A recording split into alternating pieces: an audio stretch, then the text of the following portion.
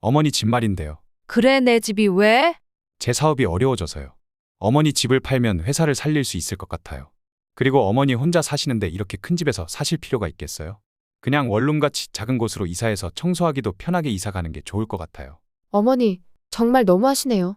집 문제로 이렇게 계속 우기고 있으셔야 해요?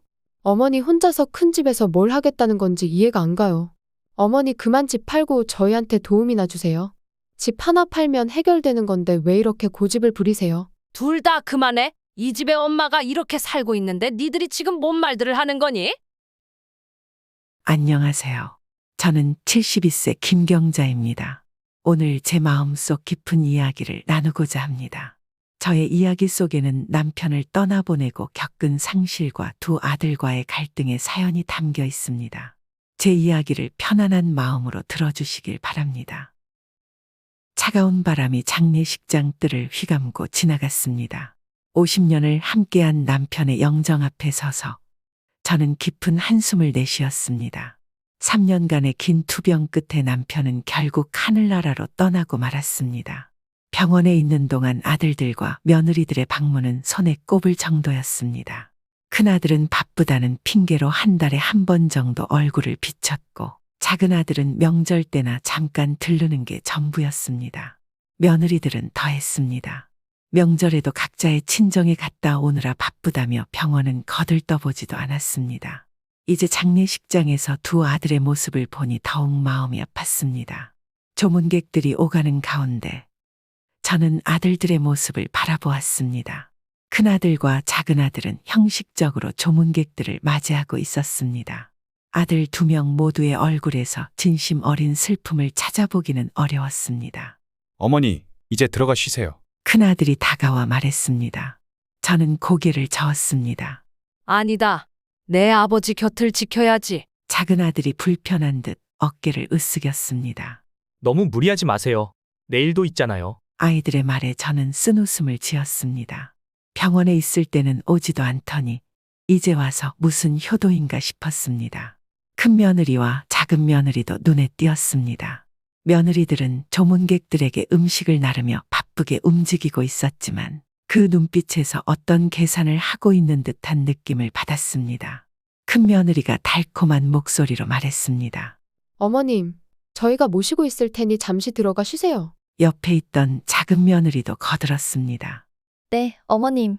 너무 힘드실 것 같아요. 하지만 저는 그 말을 무시하고 계속 남편의 영정 앞에 서 있었습니다. 며느리들의 위선적인 태도가 너무나 가식적이었습니다. 병원에 있을 때는 연락 한 번 제대로 하지 않던 아들과 며느리들이었습니다. 장례를 치르는 3일 동안 저는 가족들의 모습을 지켜보며 마음이 무거워졌습니다. 큰아들은 장례 비용을 계산하느라 바빴고 작은아들은 조문객 중 자신의 사업에 도움이 될 만한 사람을 찾느라 여념이 없었습니다. 며느리들은 서로 경쟁하듯 조문객들에게 과하게 친절을 베풀었습니다. 남편이 떠난 후 우리 가족이 어떻게 될지 걱정되기 시작했습니다. 50년 동안 우리 가족을 지탱해온 기둥이 사라진 지금 과연 이 가족이 온전히 유지될 수 있을까요?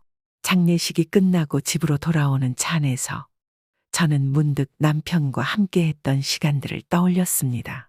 우리가 어려울 때 서로를 의지하며 살아온 날들, 아이들을 키우며 느꼈던 행복한 순간들, 그 모든 것이 이제는 먼 옛날 이야기처럼 느껴졌습니다. 그렇게 장례를 마치고 집에 도착하자 큰아들이 말했습니다. 어머니, 내일 가족회의를 해야 할 것 같아요. 아버지의 유언장 내용을 확인해야 하니까요. 그 말을 들으며 저는 가슴이 철렁 내려앉는 것을 느꼈습니다. 이제부터 시작될 일들을 생각하니 숨이 막히는 것 같았습니다. 저는 힘없이 대답했습니다. 그래, 내일 보자꾸나. 방으로 들어와 남편의 사진을 바라보며 혼자 말을 했습니다. 여보, 우리 가족이 어떻게 될지 너무 걱정돼요. 당신 없이 어떻게 이 가족을 지켜나가야 할지 모르겠어요. 창밖으로 어둠이 깊어가는 것을 바라보며 저는 앞으로 다가올 폭풍우를 예감했습니다.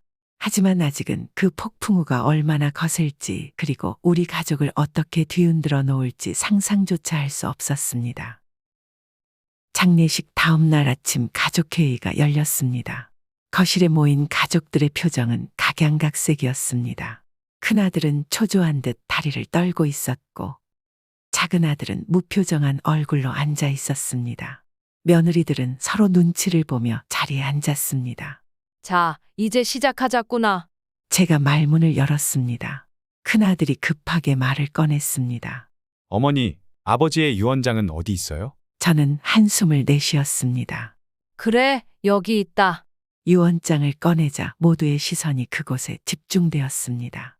제가 천천히 읽기 시작했습니다. 유언장의 내용은 전 재산을 사랑하는 아내 저에게 모두 상속한다. 그러나 아내의 판단에 따라 자식들에게 나눠줄 수 있으나 이는 전적으로 아내의 결정에 맡긴다는 내용이었습니다. 말이 끝나자마자 집안이 소란스러워졌습니다. 뭐라고요? 이게 무슨 소리예요? 큰아들이 벌떡 일어섰습니다. 작은아들도 가세했습니다. 아버지가 그렇게 하실 리가 없어요. 분명 어딘가 잘못된 거예요. 며느리들은 서로 눈빛을 교환하며 어쩔 줄 몰라 했습니다. 조용히 해. 이게 너희 아버지의 마지막 뜻이야. 큰 며느리가 달콤한 목소리로 말을 꺼냈습니다. 어머님, 그래도 저희 아이들 학비도 있고 해서. 작은 며느리도 거들었습니다. 맞아요. 어머님, 저희 살림도 빠듯해서. 저는 며느리들의 말을 무시하고 계속 말했습니다. 너희들 걱정 마. 그래도 내가 알아서 공평하게 나눠줄 테니. 그 말에 큰아들이 달려들듯이 다가왔습니다. 어머니, 구체적으로 어떻게 나누실 건데요? 저희도 알 권리가 있잖아요. 그래요, 어머니. 저희 의견도 들어주셔야 해요. 작은아들이 동조했습니다. 순간 화가 치밀어 올랐습니다. 너희들 아버지가 돌아가신 지 며칠이나 됐다고 벌써 이 난리니? 돈이 그렇게 중요하냐? 어머니, 그게 아니라. 큰아들이 변명하려 했지만 제가 손을 들어 제지했습니다. 이제 그만. 오늘 회의는 여기까지야. 내가 생각 좀 해보고 결정할 테니 기다려. 가족들은 불만스러운 표정으로 자리를 떠났습니다.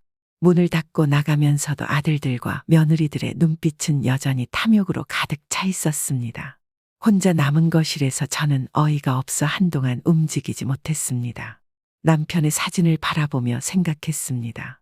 여보, 우리가 이렇게 키운 자식들인가요? 어쩌다 이렇게 됐을까요? 창밖으로 보이는 하늘은 맑았지만 제 마음속은 먹구름이 가득했습니다. 이제 시작된 유산을 둘러싼 다툼이 어디까지 갈지, 그리고 우리 가족을 어떻게 갈라놓을지 생각하니 가슴이 아팠습니다. 하지만 한 가지는 분명했습니다. 저는 남편의 유언을 지킬 것이고 제가 옳다고 생각하는 방식으로 이 문제를 해결할 것입니다. 설령 그것이 자식들의 원망을 사더라도 말입니다. 그렇게 2주쯤 지난 후 아이들에게 그래도 어느 정도 재산을 나눠줘야겠다는 생각을 했습니다. 그래서 아들들과 며느리들을 집으로 불렀습니다. 그렇게 모이게 되었고 제 이야기가 시작되자 집안의 공기가 무거워졌습니다. 저는 천천히 고개를 들어 아들들을 바라보았습니다. 너희 아버지의 뜻은 모두 나에게 준다고 했지만 그래도 엄마는 재산의 20억을 반을 나눠서 너희들에게 5억씩 줄게. 5억이요. 큰아들이 불만스러운 목소리로 물었습니다. 너무 적은 거 아닌가요? 작은아들도 거들었습니다. 맞아요. 아버지가 평생 모으신 재산인데 우리도 권리가 있어요. 제 눈에 실망감이 어렸습니다. 너희가 이렇게 욕심부릴 줄은 몰랐다. 5억씩 주는 것도 감사한 줄 알아야지. 큰 며느리가 끼어들었습니다. 어머님, 저희도 살아야 하잖아요. 아이들 교육비도 있고. 작은 며느리도 가세했습니다. 맞아요. 요즘 세상에 5억으로 뭘 할 수 있다고 그러세요? 저는 가슴이 아파왔습니다. 남편과 평생 힘들게 모은 재산이 이렇게 가족을 갈라놓을 줄은 꿈에도 몰랐습니다. 그럼 일단 5억씩 나눠줄 테니 나머지는 내가 더 생각해보마. 아들들과 며느리들의 눈빛이 탐욕으로 번들거리는 것을 보며 저는 마음속으로 결심했습니다. 이대로는 안 되겠다고 말입니다. 그날 이후 집안의 분위기는 돈을 둘러싼 팽팽한 긴장감으로 가득 찼습니다. 아들들의 방문은 늘 재산 문제로 끝이 났고 며느리들은 은근히 제게 압박을 가해왔습니다. 유산 문제로 가족 간 갈등이 고조된 지 한 달여가 지났습니다. 아들들과 며느리들의 연락은 뜸해졌고 집안에는 무거운 공기만이 감돌았습니다. 그날도 여느 때와 다름없이 혼자 집안일을 하고 있었습니다. 마당에 널어둔 빨래를 거들여 계단을 내려가던 순간이었습니다. 발이 미끄러졌고 순식간에 몸이 균형을 잃었습니다. 넘어지면서 느껴지는 충격과 함께 오른쪽 다리에 날카로운 통증이 느껴졌습니다. 한동안 움직이지 못한 채 누워 있었습니다. 가까스로 정신을 차리고 휴대폰을 꺼내 큰아들에게 전화를 걸었습니다. 어머니, 큰아들의 목소리가 들렸습니다. 아들아, 내가 넘어져서 다리를 다친 것 같아. 엄마가 너무 아파. 병원에 좀 데려다 줄 수 있겠니? 잠시 망설이는 듯한 침묵이 흘렀습니다. 죄송해요, 어머니. 지금 중요한 회의 중이라. 동생에게 연락해 보시겠어요? 실망감을 누르며 작은 아들에게 전화를 걸었지만 그 역시 출장 중이라며 며칠 후에나 돌아올 수 있다고 했습니다. 결국 119에 전화를 걸어 병원으로 이송되었습니다.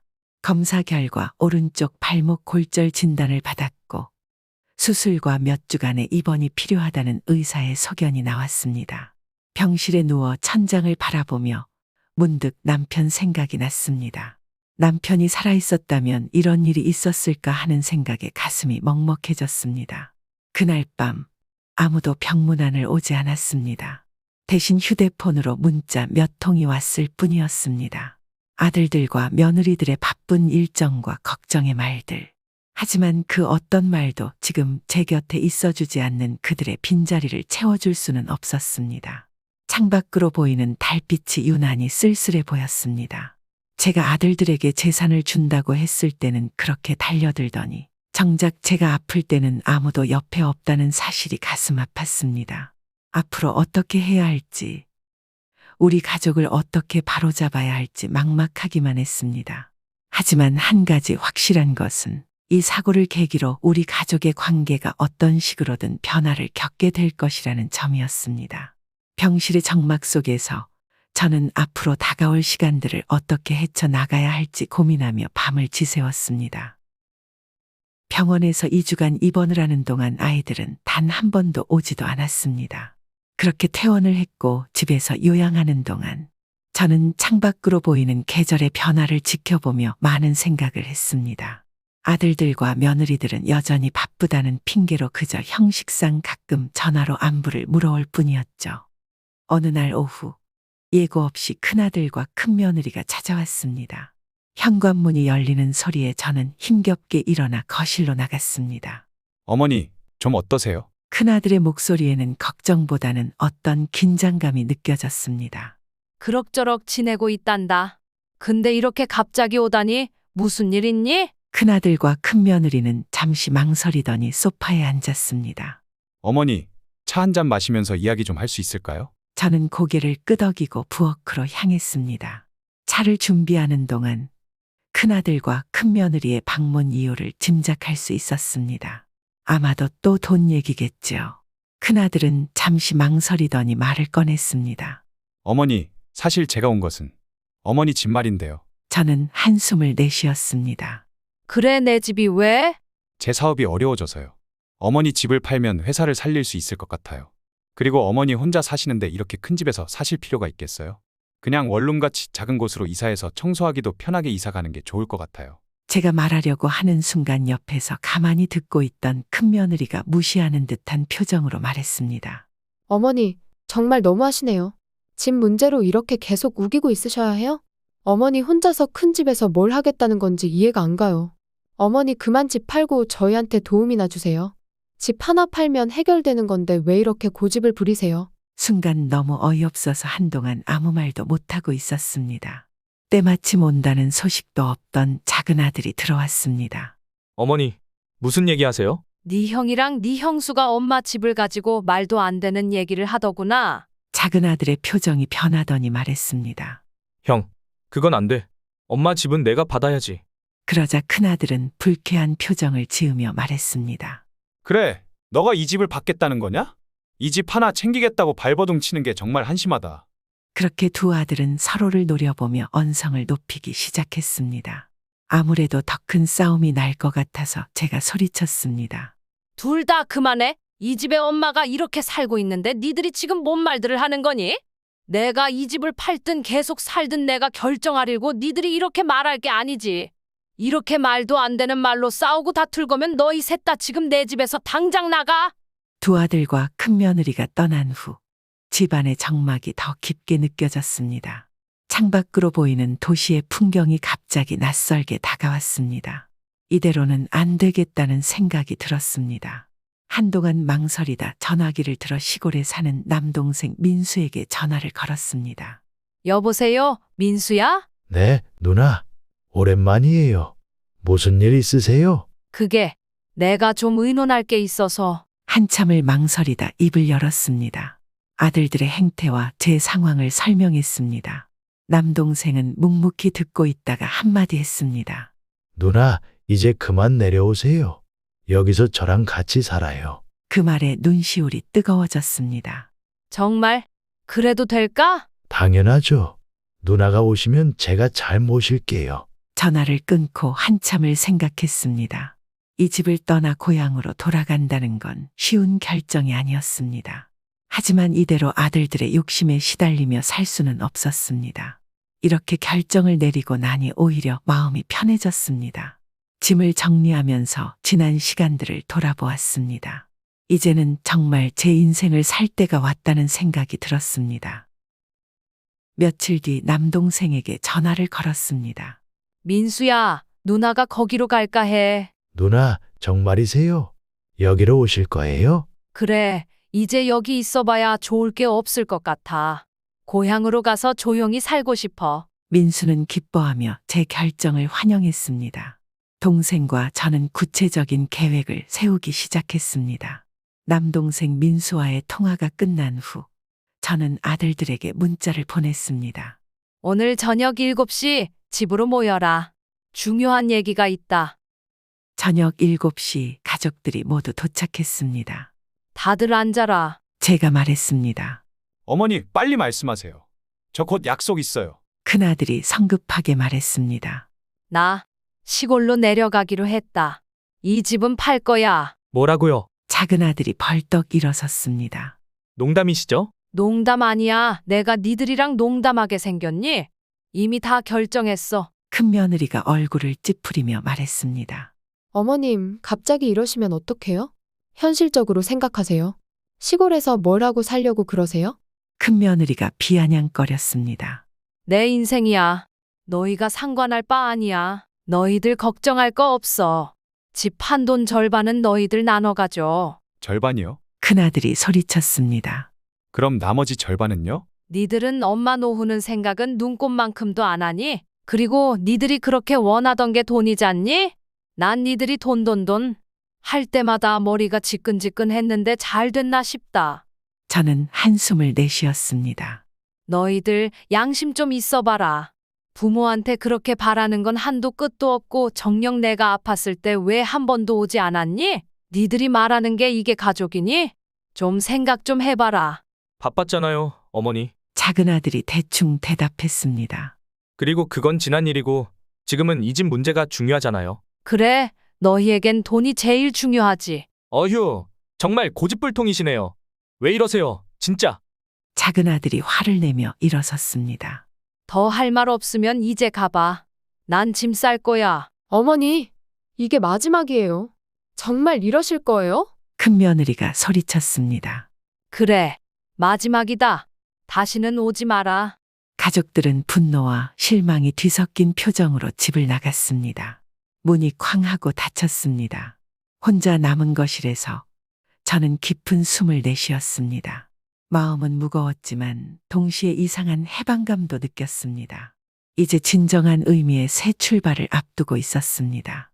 자식들과의 충격적인 대화 이후 저는 짐을 꾸리기 시작했습니다.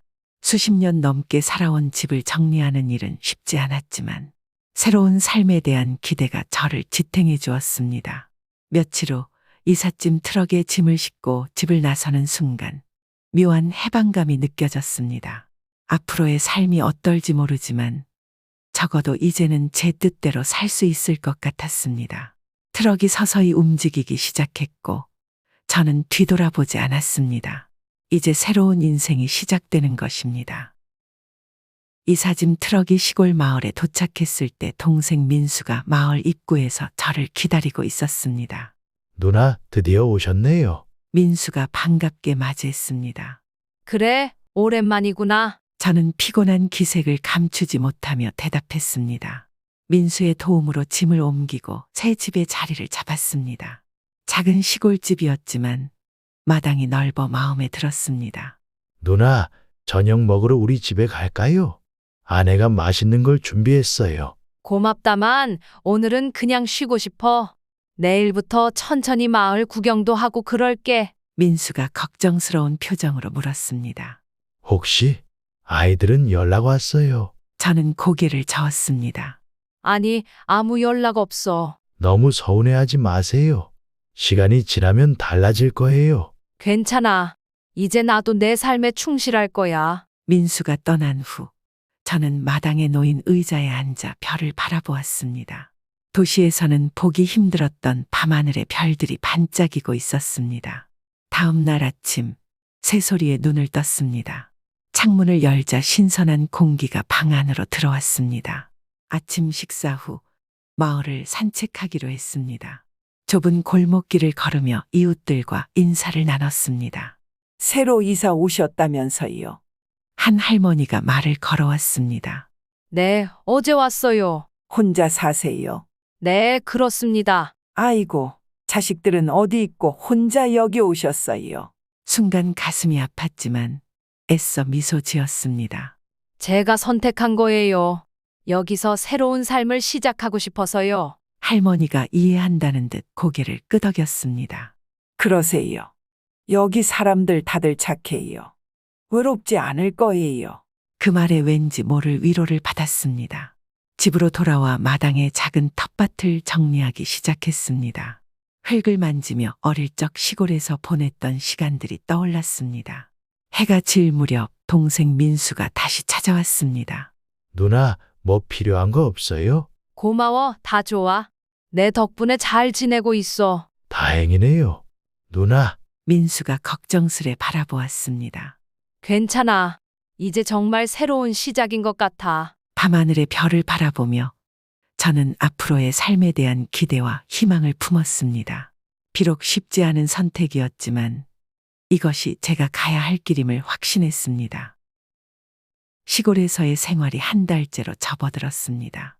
매일 아침 일찍 일어나 텃밭을 가꾸는 일이 일상이 되었습니다. 당근, 상추, 고추 등 여러 가지 채소를 심었는데 싹이 트고 자라는 모습을 보는 것이 큰 즐거움이 되었습니다. 어느 날 아침 텃밭에서 일하고 있을 때 옆집 할머니가 말을 걸어왔습니다. 아이고, 열심히 하시네요. 근데 혼자 하기 힘들지 않아요? 괜찮아요. 오히려 이렇게 하는 게 즐거워요. 그래도 자식들이 와서 도와주면 좋을 텐데. 순간 가슴이 찌릿했지만 애써 미소 지었습니다. 제가 선택한 거예요. 이제 저 혼자서도 잘 살 수 있다는 걸 보여주고 싶어요. 할머니가 잠시 저를 바라보더니 말했습니다. 그럼 내일 우리 집에 와요. 사실 우리 집 김치가 우리 동네에서 제일 맛있어요. 도시에서 왔으니 특별히 맛있게 김치 담그는 걸 가르쳐 줄게요. 정말요? 고마워요. 다음 날 옆집에서 맛있는 김치를 담근다 하기에 배추와 쪽파, 마늘 등을 같이 다듬으며 이런저런 이야기를 나눴습니다. 도시에서는 경험하지 못했던 따뜻한 이웃 간의 정을 느낄 수 있었습니다. 그러던 어느 날 큰아들에게서 전화가 왔습니다. 어머니, 잘 지내세요? 그래, 잘 지내고 있어. 저희가 너무 이기적이었던 것 같아요. 용서해 주세요. 잠시 침묵이 흘렀습니다. 용서할 건 없다. 넌 내 선택을 한 거고, 난 내 선택을 한 거야. 그래도 어머니, 보고 싶어요. 한번 뵈러 가도 될까요? 마음 한구석이 흔들렸지만 단호하게 대답했습니다. 아직은 때가 아닌 것 같구나. 나도 아직 정리할 게 많아. 전화를 끊고 한동안 멍하니 앉아 있었습니다. 그때 동생 민수가 찾아왔습니다. 누나, 무슨 일 있어요? 안색이 안 좋아 보여요. 아니, 큰애한테 전화 왔었어. 민수의 표정이 굳어졌습니다. 뭐래요? 보고 싶다고. 용서해 달라고 하더라. 누나, 너무 쉽게 용서하지 마세요. 그동안 누나가 얼마나 힘들었는데. 저는 고개를 저었습니다. 마음속은 용서는 했어. 하지만 쉽게 용서해주지는 않을 거야. 이제 나한테는 내 삶이 더 중요해. 동생 민수가 안도의 표정을 지었습니다. 그래요, 누나. 이제 누나 인생이에요. 행복하게 사세요. 그날 밤 마당에 앉아 별을 바라보며 생각에 잠겼습니다. 서울에서의 삶, 자식들과의 관계, 그리고 지금의 새로운 삶. 모든 것이 제 인생의 한 부분이었습니다. 아침이면 새소리에 눈을 뜹니다. 동생 민수가 텃밭에서 기른 신선한 채소로 아침을 먹고 마당에 나가 햇볕을 쬐입니다. 가끔은 동네 노인회관에 가서 또래 할머니들과 이야기를 나누기도 합니다. 어느 날 저녁 텃밭에서 딴 상추로 밥을 먹으며 남동생에게 물었습니다. 민수야, 누나 여기 와서 살겠다고 했을 때 힘들지 않았니? 동생은 웃으며 대답했습니다. 무슨 소리예요, 누나? 저는 너무 좋죠. 누나랑 이렇게 지내는 게 얼마나 행복한데. 그 말을 듣고 눈시울이 붉어졌습니다. 고마워, 민수야. 누나가 오히려 고맙다. 창밖으로 저녁 노을이 지고 있었습니다. 도시에서는 미처 보지 못했던 아름다운 풍경이었습니다. 도시에 집을 팔고 재산을 정리한 뒤 이곳에 온 지도 벌써 반년이 지났습니다. 어느 날 아침 텃밭에서 일하다 잠시 쉬며 하늘을 올려다보았습니다. 문득 지난 날들이 주마등처럼 스쳐 지나갔습니다. 결혼해서 아이들을 키우던 시절, 남편과 함께 꿈을 꾸던 날들, 그리고 최근의 갈등과 아픔까지. 그 모든 것들이 이제는 먼 이야기처럼 느껴졌습니다. 이제는 마을 사람들과도 제법 친해져 매주 목요일마다 열리는 노인의 모임에도 참석하게 되었습니다. 그날도 평소와 다름없이 노인회관으로 향하고 있었습니다. 그런데 멀리서 낯익은 차 한 대가 보였습니다. 가까이 다가가 보니 작은 아들의 차였습니다. 놀란 마음을 진정시키며 노인회관으로 들어섰습니다. 안에는 작은 아들과 며느리 그리고 손주들이 서 있었습니다. 어머니, 작은 아들이 조심스레 불렀습니다. 왜 왔니? 제 목소리가 떨렸습니다. 어머니 보고 싶어서요. 그동안 너무 죄송했습니다. 며느리도 고개를 숙이며 말했습니다. 어머님, 죄송해요. 순간 화가 치밀었지만 손주들의 얼굴을 보니 마음이 누그러졌습니다. 할머니 보고 싶었어요. 큰 손주가 달려와 안겼습니다. 저도 모르게 눈물이 났습니다. 작은 아들이 말을 이었습니다. 어머니, 우리가 너무 이기적이었어요. 그게 당연하다고 생각했어요. 어머니가 안 계시니 그 자리가 엄청 크다는 걸 이제야 깨달았어요. 그래. 근데 어떻게 여기를 알고 왔니? 삼촌께 연락드렸어요. 처음엔 거절하셨는데 저희 진심을 알고 나서야 알려주셨어요. 그때 민수가 노인회관으로 들어왔습니다. 누나, 미안해요.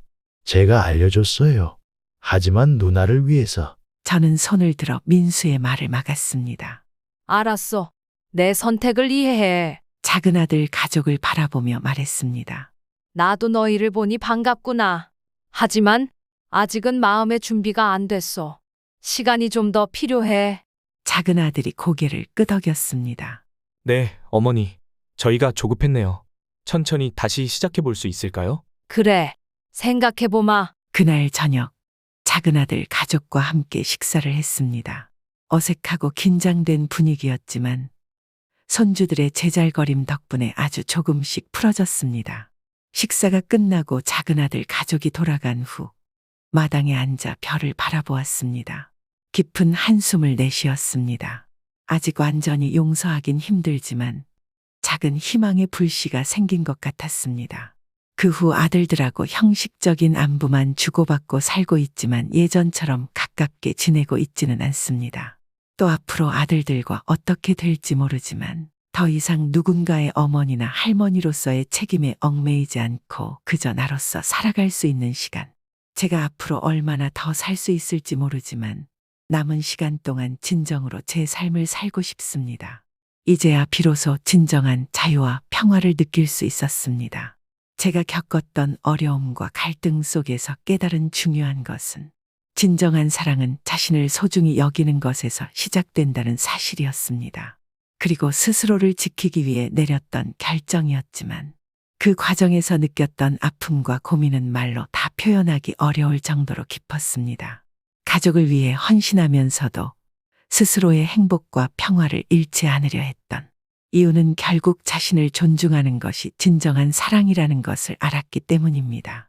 긴 이야기를 들어주셔서 감사합니다. 우리는 살아가면서 많은 선택의 순간을 맞이합니다.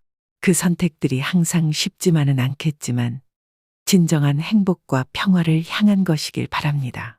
여러분의 가정에 항상 행복과 사랑이 가득하기를 기원합니다. 감사합니다.